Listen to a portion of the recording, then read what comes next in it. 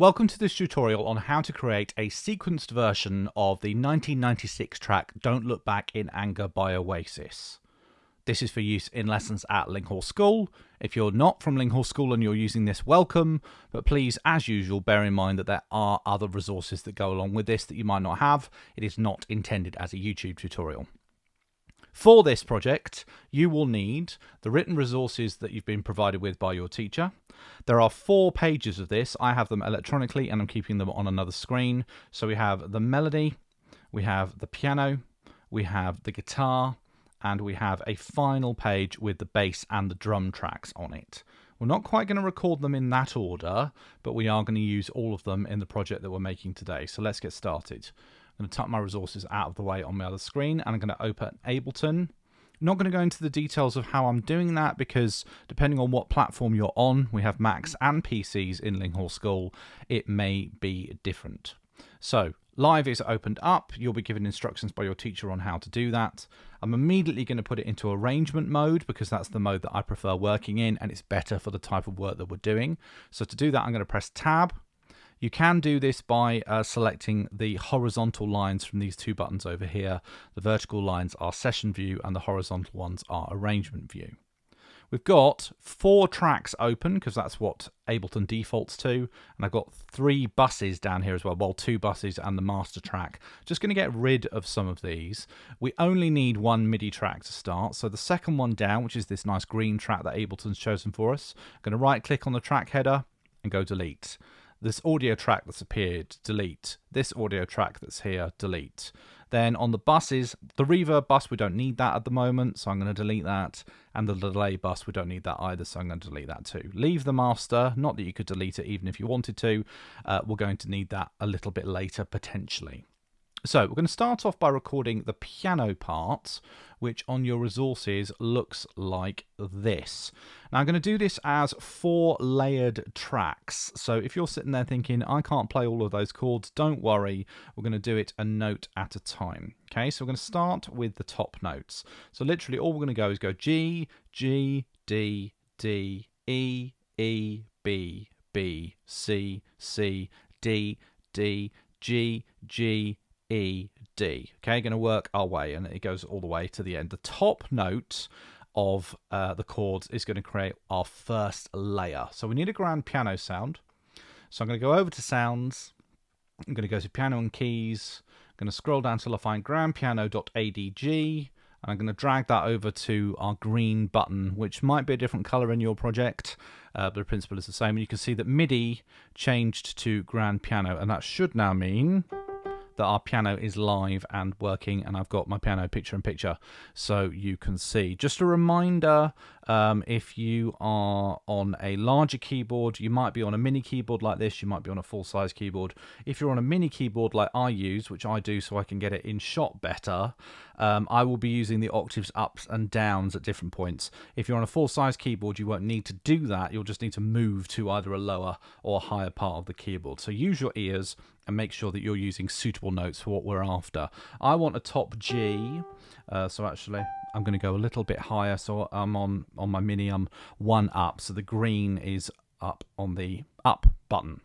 Did that make sense? Yes, the green is lit up on the up button, and our first note is a G. Okay, I'll say these out as I record them. I've just realized that we're currently set at the wrong tempo, which I should have done before I did the grand piano track, but that's okay, I can do it now. By default, Ableton has put us in at 120 beats per minute. We want to be at 80, so I'm going to double click on there, type 80, press enter. The timing strip at the bottom just changed, but it doesn't matter. Okay, and now when I press record, we should get the right speed. Yes, indeed. We're going to want the metronome on, which is these 2 dots up here, so that we've got something to play along with when we record. So let's play our first layer. It'll go 4 ticks and then we'll be ready. Here we go. G, G, D, D, E, E, B, B, C, C, D, D, G, G, E, D, G, G, D, D, E, E, B, B, C, C, D, D, G, 4, 4, beats. Okay, there is our first line of the chorus of Don't Look Back in Anger. We're just producing an 8-bar section, which is the chorus of the very well-known Britpop track. I'm going to zoom in just a little bit so you can see what I'm doing. There are the notes that I've recorded. So I'm going to click on the editor, and you can see the letters of everything. So what I was calling out is there. Be careful with the directions. Okay, let's just look for a moment. The reason you haven't just got letters, you've got the stave as well, is so that you can see the shape. So the 2 G's that start us off are right on the top of the stave. We go down to the D below, okay? They're falling down on the stave. Don't go up to the D above. That's going to sound different. So make sure that you're looking at the shape. After the D, we go up to the E, then down to the B, up to the C, up to the D. So make sure you are looking at those shapes. That's why you've been given the stave notation as well as just basic letters. The editor is open. I'm going to quantize these so that they snap onto the timing grid. So I'm going to right click anywhere in this box and I'm going to click quantize. That didn't do anything. I'm going to click quantize. There we go. And everything snaps into the right place. I'm also, while I'm here, I'm going to shorten it to exactly the end of bar 8 so it has the right length that we are after. And now we should have...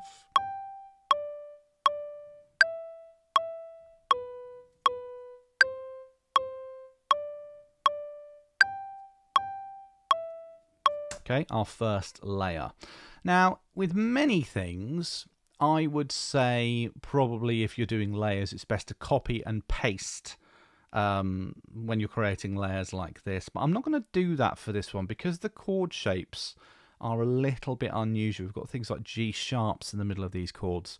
So what I'm going to do is I'm going to record each layer fresh. So I'm going to duplicate track. So I've got another one ready to go. Now it's already got what I've just recorded on it, so I'm actually going to delete it. You could, in theory, change all of these notes. So for example, the first G needs to become an E. You could do that. But that's not how I'd recommend to do this particular project. So I'm going to delete what's there, put the playhead back at the beginning, and I'm going to get ready for my second layer. Why has that already recorded? There we go. Going to get ready for my second layer. So here we want the middle notes of what's on the top line. So E, E, B, B, C, C, G sharp, A, B, B, E, E, C, B. Okay, again, looking at the shapes of the directions that you need to go in. And I will call them out again. Exactly the same sort of thing. Let's do it after 4. E, E, oh, classic. I do this all the time when I make these videos. I didn't arm the new track, so I was recording into the first one. Rookie mistake, and I keep making it. So I'm making sure that this red symbol, this arm symbol, is on the second track, so that I'm recording in that one and not the first one. Here we go.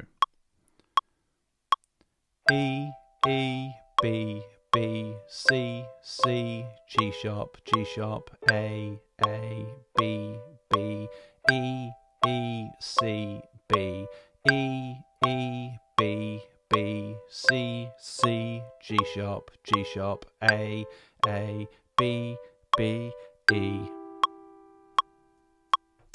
Okay, as before, double click anywhere in the editor window and quantize it. I'm going to go straight to the third layer. Duplicate, take it out, and I'm going to arm it this time. I'm not going to forget. Okay, so now we want the third layer down. So C, C, G, G, E, E, E. Sorry, C, C, G, G, A, E, E. So we're doing the bottom letter of the top right hand. Okay, have I put the right notes in here? That didn't actually sound very good as I was recording. Yeah, I have. So it's just because the chords sound weird when they're incomplete. That's just why it sounded a little bit strange. I'm going to tidy that up while I'm here. So this time we'll put in the tonics in, all the key notes. Here we go. C, C, G, G, A, E, E, F, F, G, G, C, C, A, G, C, C, G, G, A, E, E, F, F, G, G, C. I was right. It just sounded a bit weird when it only had the top 2 notes of the chord. It was freaking me out. Again, double click in here, sorry, right click in here and click on quantize. And now we've got a nice chord pattern. And you too can do this with just single notes. It's one of the beauties of the chord sequencer, or of the sequencer. You can make yourself sound like you've got much better piano skills than you actually have. Now we're pretty much going to record that exact one again. In fact, is it that one exact one again? I don't know, but we're going to do it much lower this time. Okay. Okay, so we're going to do the bass part, or the left hand. No, shouldn't say bass part. We're going to do the left hand of the piano. I shouldn't say bass part because we're going to do that later. There's a separate part for that. So we're going to do this one, which is in bass clef. I think it's exactly the same notes as what I just recorded, but I'm doing it 2 octaves lower. So I'm going to do the same thing. Duplicate. Not delete, muddling up my D words. Get rid of that. Make sure this track is armed. Very strange green colour that Ableton has chosen. Okay, so I'm going to go record. This time, C, C, G, G, A, E, E, F, F, G, G, C, C, A, G, C, C, G, G, A, E, E, F, F, G, G, C. Can't get down there. There we go. Okay, now that is our piano left part recorded in. Quantize it. And it's complete. Okay, that is exactly what I've written out for the performance version. Okay, now it could be that you're able to play that all in one go. You probably can't do it on a mini keyboard. If you want to just record it as one track, if you've learnt it as one track, you go right ahead. You don't have to do the layering technique if you don't want to. If you want to record the right hand and then the left hand, that is entirely up to you. I'm going to add, you could call sort of an extra credit line. I think this works really well and it's got a really beefy bass part on the piano. So I'm going to do this one again. I'm going to click on number 4 and duplicate it. And then I'm not going to record anything. I'm going to look at it. I'm going to click in the editor and I'm going to select all, right? Which is Windows A, or you could have gone Edit, Select All. It's up there. Okay, Windows A or Control A if you're on a PC. And what I'm going to do is I'm going to pull all of them down by 1 octave. So I'm going to make the C2 into a C1. Okay, so it's made the whole thing 1 octave lower, and it's going to sound like this.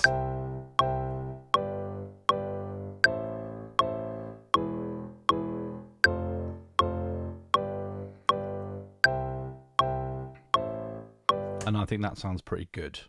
So I'm going to go along with that. Okay, and that's our basic chord pattern, recorded quite nicely in 5 tracks, and I think it works quite well. It's not as smooth as I would like.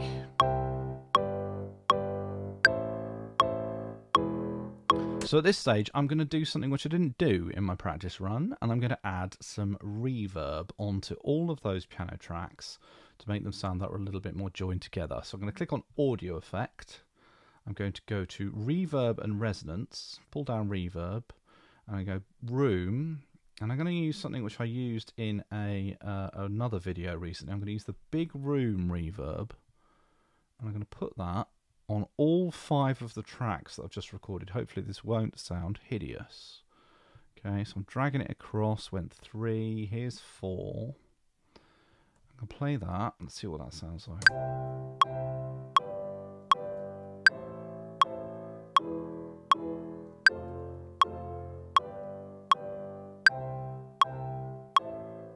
Not bad. Okay, not as smooth as I would like.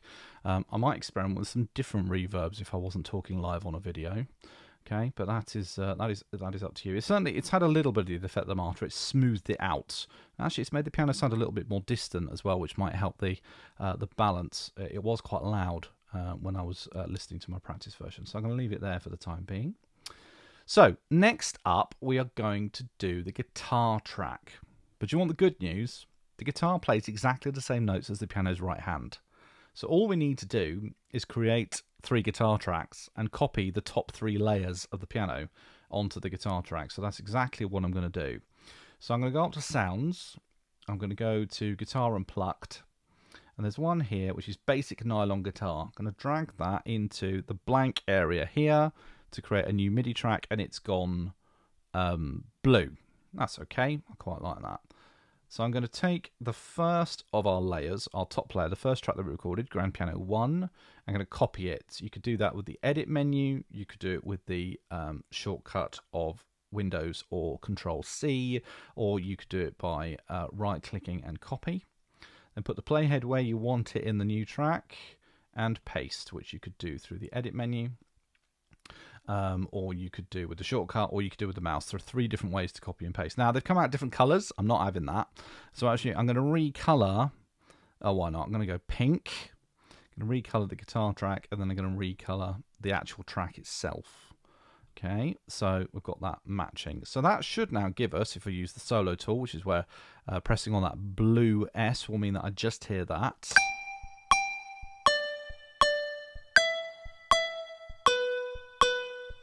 Okay, we've got that top layer. So I'm now going to record, I'm going to copy layer 2. Same thing, basic nylon guitar is going in here. Oh, it's turned out blue again. Never mind. Copy the second layer, put it in. And while I'm here, let's do the third one as well. Dragging a nylon guitar track, which is coming out weird colours now. Take the third layer, copy that.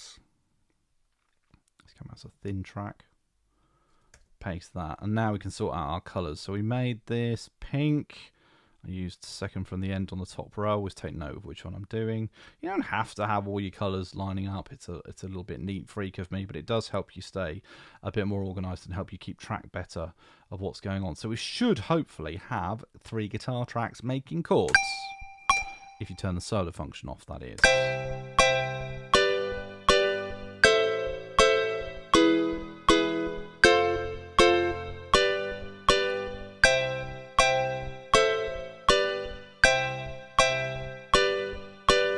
Absolutely. Okay, fantastic. And that will work really nicely. Now, this is a Britpop track. In an ideal world, we would have a nice distorted, grungy electric guitar sound for this, rather than a sort of plastic-sounding nylon basic guitar, which is a bit more like an acoustic guitar. But unfortunately, we haven't got an electric guitar sound built into Ableton, which is suitable. So we're making the best of a bad bunch. We're making our own version, as it were. Next up, we need some actual bass. And again, it's a Britpop track. We would hope that we'd have a nice bass electric guitar, or electric bass guitar, but we haven't. So what we're going to go with is we're going to use the upright bass. So with sound selected, I've typed upright so I can find it, and bass pops up. Bring that down, and we have another track. What colour is it going to come out? What do we reckon? Ooh, light yellow. I don't think so. Let's go. Let's use this nice blue. What's that? I'm going to need to keep track of my colours. Second line down, roughly in the middle. Okay, nice blue. Good news is, again, you don't need to record a new part here. You can use the piano left hand. So I'm going to copy Grand Piano 4. Grand Piano 5 would also work, but it would probably be a bit low. I'm going to copy that, and I'm going to paste that into our track, and it's the wrong colour. Where was it? Light blue, roughly in the middle, and it's come out as a thin track again. So that should give us...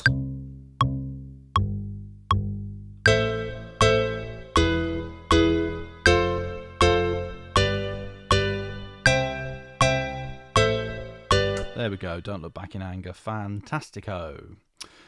So what's next? We've got piano, we've got guitar, we've got bass. We really, really need some drums. And then, of course, we need the main event, which is the melody. Now, at the moment, it sounds a bit flat. I don't mean out of tune. It just doesn't sound like a sort of rock anthem or Britpop anthem. That's what it's going to do. And actually, adding the drums in is going to make a big difference. So I'm going to click on drums. And I happen to know there's one called General Purpose Kit. Gen Purpose Kit, there it is. So I'm going to drag that across. I'm going to pop that on a new track. What colour is it going to come out? What colour? Ooh, sort of brown colour. That's hideous. No. Green. There we go. Now, we are recording this one fresh, so we don't need to worry about any copy and pasting. Now, the drum pattern that you've got is here. And this is one of these things that looks a lot more complicated than it actually is. Okay, we're going to record in 2 layers. We're going to record the kick and the snare together, and the crash and the ride together. So the drums together and the cymbals together, if you like. And this pattern, kick, snare, looks a lot worse written out than it actually is. It's actually quite an easy one to feel, and if you listen to the original of Don't Look Back in Anger, or even this video will do, you'll pick up the pattern quite easily. So when we've got the general kit available, bits of your piano or your keyboard become the kit. So if I press this low C, I've got 1 down on my Mini. If you're on a full size, you'll probably need to move the bottom end of the keyboard. We've got our kick drum and a snare drum. Okay, really nice and simple. And the pattern that you're going to need, I'm just going to play it along once.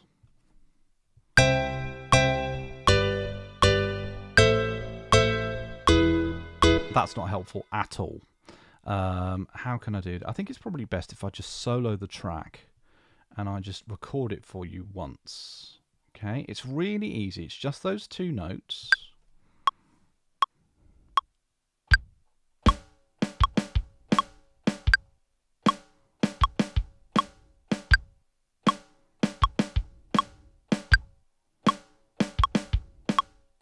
Do you hear that pattern? It's quite straightforward, really, isn't it? Quite straightforward. I'm going to do it again just so you can like keep it in your mind, but it's just the C and the D at the bottom of the keyboard, and it's the quick interplay between them.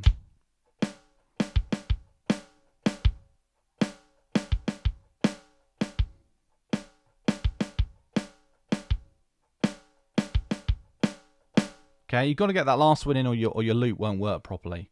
And you have a choice. You can either play that whole pattern twice, so it goes all the way to the end of your track, or you can do what I'm going to do, and you just record it once and then loop it. So I've turned all the others back on. We're definitely going to need to boost the volume of this, otherwise it's not going to come through. But here we go.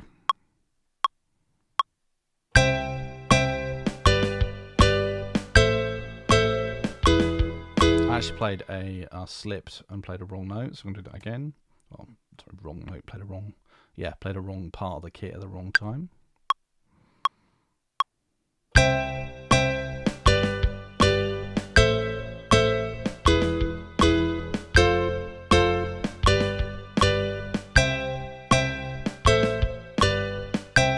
Okay, again, click into here, quantize, everything nice and slick, just check it.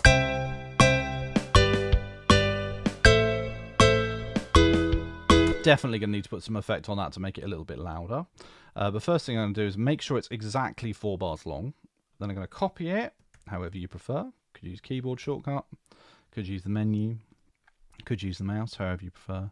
And there we go. And there is our first layer of kit. And the other one's even easier. So I'm going to duplicate it. Okay, going to take this one out and this one out. And this one, all it is a crash and a ride. Okay, now crash and ride are types of cymbals on a drum kit. If I click into here, it should tell me what's what. Yeah, so down the side here, it rather helpfully tells you which parts of the kit are which. So we were on C and D before for the kick and the snare. Helpfully, the crash and the ride are the C and the D just above that.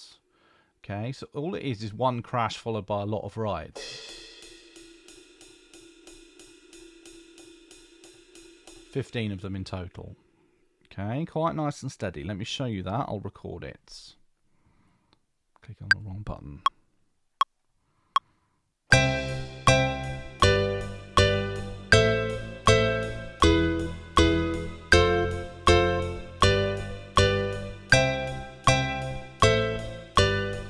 Done it again. I've recorded into the wrong track because I haven't got the right track armed. Keep making the same mistake, and I get really annoyed with myself when I make the same mistake. At least I get to show you again, I suppose.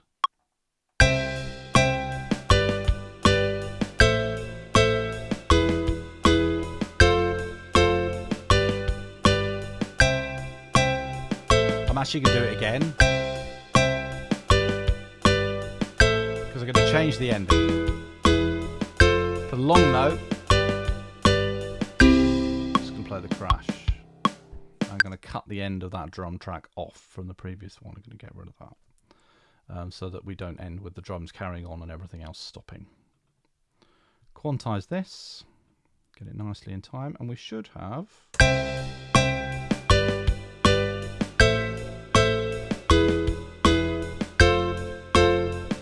starting to sound a lot more like Don't Look Back in Anger now. However, the drums are nowhere near loud enough.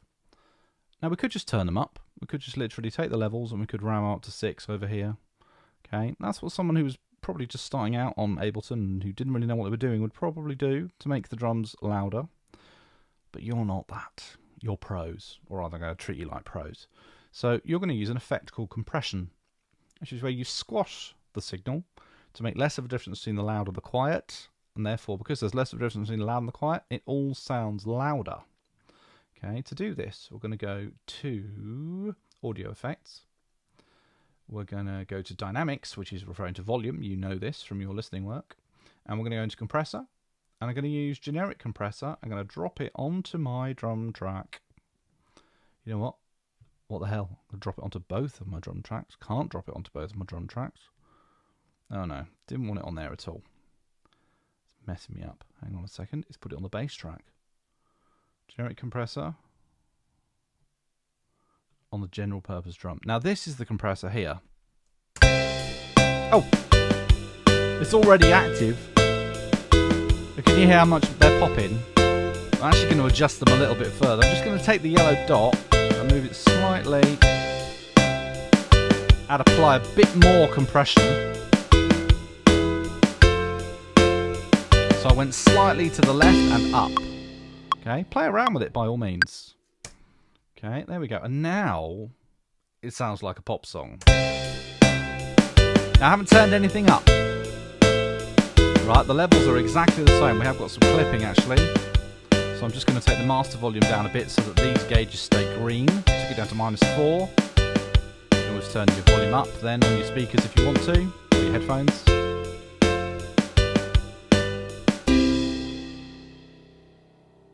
Great. Okay. Sounds nice. Needs a melody. Definitely needs a melody. Now, when I was doing my run through, I checked loads of different things out, tried different instruments, that kind of thing. Couldn't find a sound I liked. Supposed to be vocals. We're trying to avoid doing vocals in the sequencer if we can. So I'm just going to do a piano melody. Right? So I'm just going to delete. I keep saying delete. I'm going to duplicate one of the grand piano tracks. I'm going to take it down to the bottom.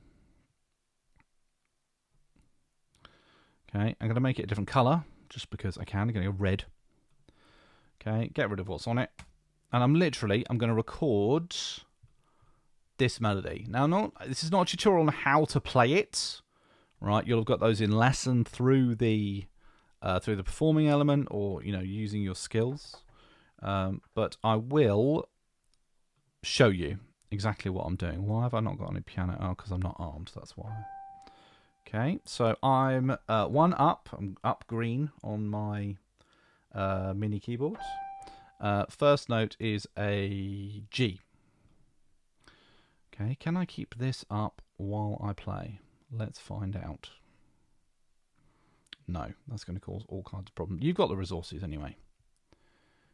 Okay, let me do it, and I'll do it live on the piano for you as well. Ready? Let's do it.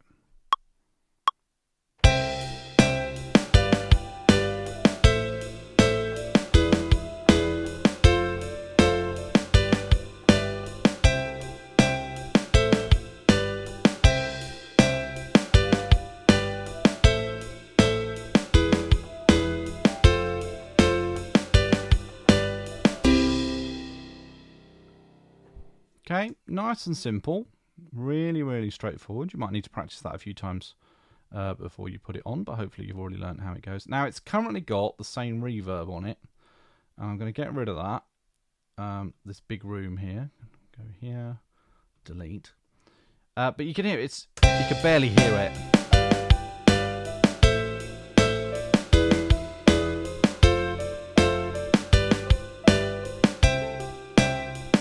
So first thing, I'm going to turn it up.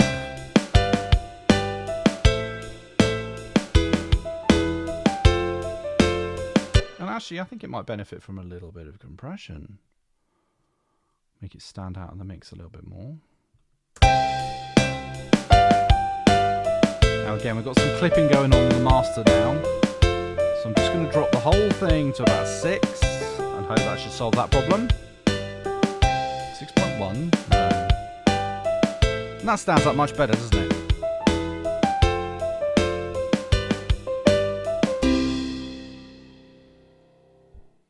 And there we go. There is the chorus of Don't Look Back in Anger as a sequence track with some nice sequencing technique in it. One thing's bugging me though. The guitar part sounds fine, but I'm not loving how the piano track sounds. They sound a bit lumpy. If you hold down the Windows button, you can click on multiple tracks to solo them. I'm not happy with this.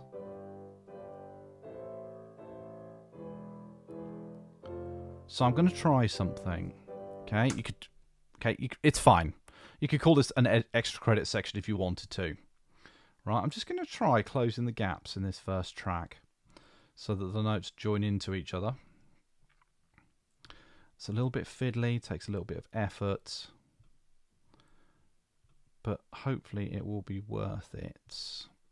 Okay, just trying to smooth it out a little bit. That combined with the reverb that we have put on, I think will make it sound. They don't all have to be spot on perfect, but I do like things spot on perfect. Okay, so I'm just joining them up so that they join on. Each note joins to the end of the next. Sorry, each end joins to the beginning of the next note. So filling in the gaps. Now I'm going to have to do this with all the tracks.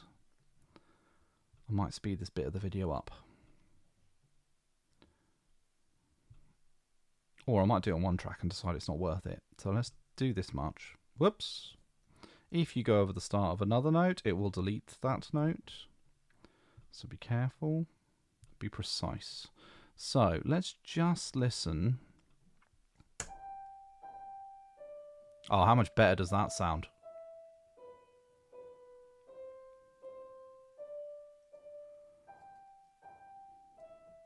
Yeah. That sounds about 5,000 times better. So I'm going to do that. What's quicker? What's quicker? Copying them in again, or I don't know. Let's try. So I copied the first one. Select all. I'm cheating here. I'm doing the fast version. So hang on. Let me get the chords in front of me. So we want E, E, B, B. Oh, I see. Some of them come out as C sharps. Actually, that's not too bad. It's just the C's that are messed up. Let's try my luck. Oops. Third track, wasn't it? Yes. Select all. E's need to become C's. So not all of them have gone completely the right way. I'm working completely on the fly here. I had an idea. And yeah, actually hasn't worked out too badly. These G sharps need to become A's. But other than that, they're such simple chords that that's fine. And then I'm going to do it with the bass part. Oops. There's probably a tool in Ableton, that will do this for me. But if there is, I've never used it.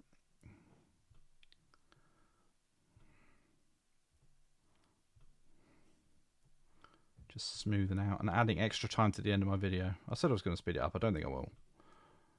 Actually, it's quite good to see the experimentation and to know that everyone changes their mind, everyone makes mistakes, everyone does things differently. People record things. I'm not going to do all the guitar parts because actually I quite like the fact that the guitar is now stabbier and shorter than the piano part. I quite like that.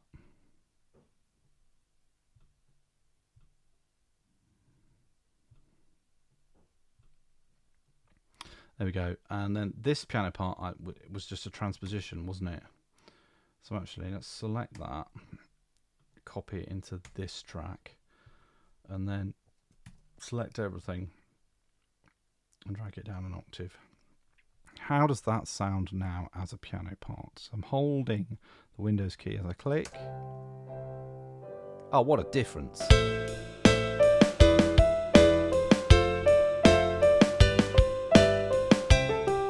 Can't hear enough of it now. I'm going to take some guitar off.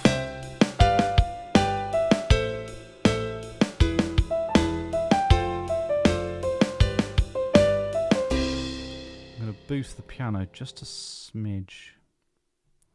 About 2 decibels on each. 2.4, 2.6, doesn't matter if they're not exactly the same. You should try and make them exactly the same. I'm working with it. That's better. A bit more bass maybe.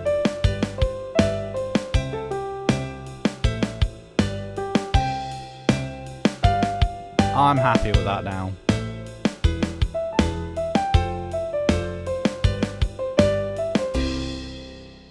Much better. Piano part sounds great. Okay, and there we go. We have a chorus from Don't Look Back in Anger, the 1996 smash hit by Britpop band Oasis. Hopefully you've learned something along the way. Hopefully you've had fun doing this. I certainly have. I like doing these projects. And you know, you don't have to have a project that ends up exactly like mine. As I said before, you might decide that you want to do a dubstep version, and you use dubstep drum effects and electronic synthesizers and all kinds of stuff. Be creative. Do your thing, right? If you're not sure what you're doing, keep it basic. Follow through. And anyone can create what I've just created. Okay, doing a single track at a time. Anyone. I know you can. So have a go. See how you get on. And I will see you in future tutorials.